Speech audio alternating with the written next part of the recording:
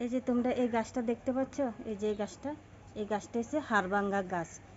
এটা অমাবস্যার দিন খেলে শরীরে গিট্টি সব জয়েন্ট ব্যথা কমে যায়। দেখো আজকে আমি এটাকে বাটা বানাবো, রসুন পেঁয়াজ দিয়ে বাটা বানাবো।